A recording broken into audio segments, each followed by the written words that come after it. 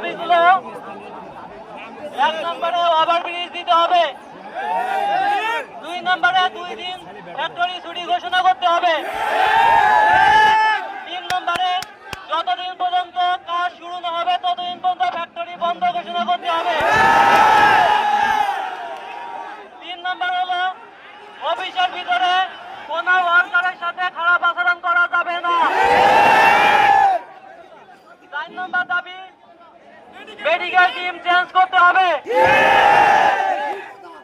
5 নম্বর দাবি সিকিউরিটি যদি কোন ওয়ার্কারের সাথে খারাপ আচরণ করে তার ব্যবস্থা গ্রহণ করতে হবে সাথে সাথে। 6 নম্বর দাবি কোন শ্রমিক যদি আন্দোলন করে কিংবা কোন প্রতিবাদ করে তাহলে তাকে চাকরি থেকে বহিষ্কার করা যাবে না।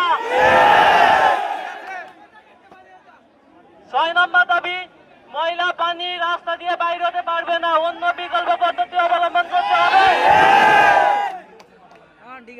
আমাদের ফ্যাক্টরি শ্রমিকদের জন্য অ্যাম্বুলেন্সের ব্যবস্থা করতে হবে।